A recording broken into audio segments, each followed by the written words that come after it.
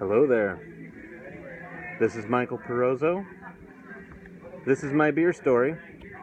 This is Palico Pale Ale and a few other tasters there. And this is the beer garden at Anderson Valley Brewing Company. One of my favorite places on earth. And day 2 of my daily beer blog. And squinting in the sun once again. This is sunny Central California. Maybe not quite Central, I guess we're still Northern California. We're about an hour and a half north of San Francisco. You would come up 101 to get here and then detour off onto Highway 128 and take that for about 40 minutes of twists and turns before you ended up here at Anderson Valley Brewing Company, where there is no cell service. There is just great beer. Somehow, whether I come here in February, September, October, November, this is August. It's beautiful. It's beautiful and 80-ish degrees. It just never seems to change.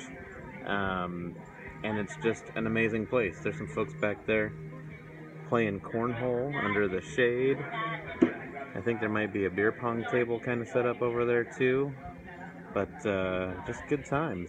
Inside, it's a full house. I've never actually been here when it's this full. Usually when I come here, it's like 11 o'clock on a Monday. I'll open this place up on a Monday on my way home from San Francisco. Driving up towards the Portland area in Vancouver, Washington. So this is unique to me in that there's a number of people here. So why Anderson Valley? What am I doing here? Well, my wife and I are actually on a little trip to celebrate our anniversary, and there's beer involved.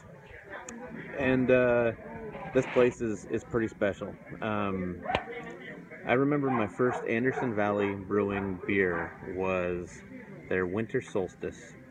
I found it at Ringside Steakhouse in Portland, Oregon. Pretty iconic steakhouse. One of those places you walk into and there's autographed menus by people like Muhammad Ali who ate there, and I think there's a Bill Murray in there, and just an amazing place. But I was there with my friend Ben, and we ordered this Winter Solstice, and we're just amazed at how creamy it was, and it was so different than any other winter ale. It really reminded us of like an adult cream soda, and we loved it. So fast forward a little from that. That was probably in 2010, 2011, somewhere around there that we discovered that. You go forward to February of 2012.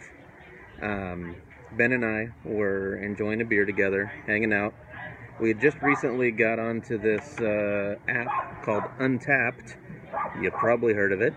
And we were checking into our beers and doing what we do, discussing the beer we were drinking and just enjoying each other's company.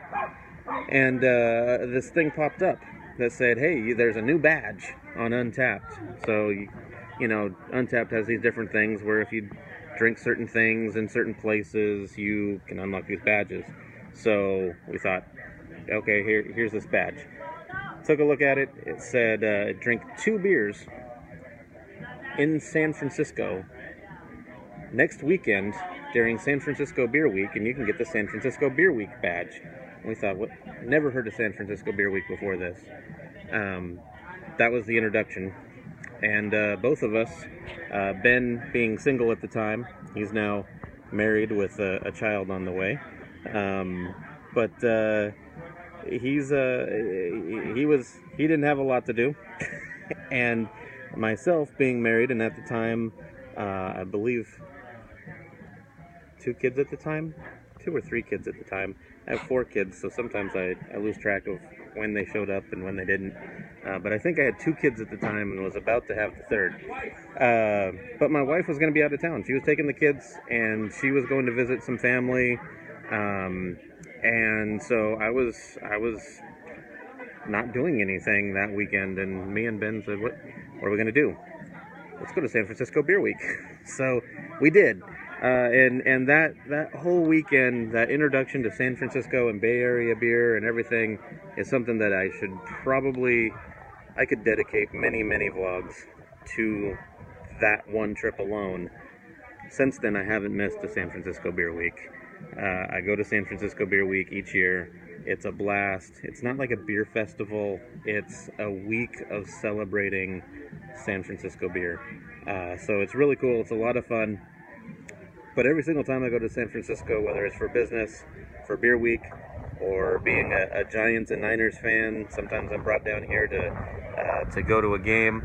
I always stop here on the way home if I'm driving. You have to come to Anderson Valley Brewing Company. This place is amazing. The head brewer here is Fal Allen. Just brilliant guy. The place is a solar-powered brewery. There may be others in the world.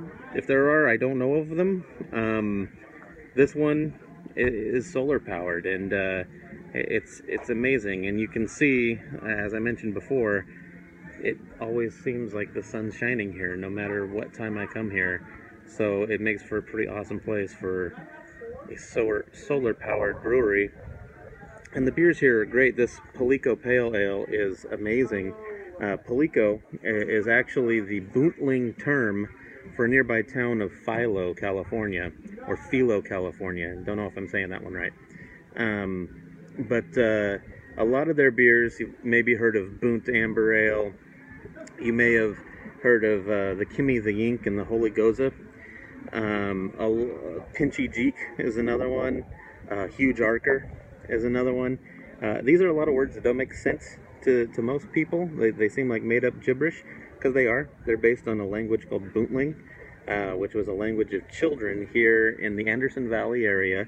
And these children, from what I understand, it's late 1800s type of time frame. And these children wanted to come up with a language to confuse their parents and be able to talk to each other without mom and dad knowing what was going on. And they came up with Boontling.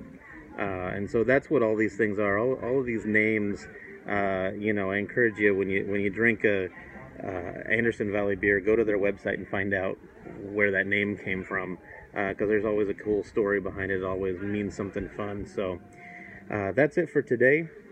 Cheers from the home of the ballast Stein beer known to Kimmy.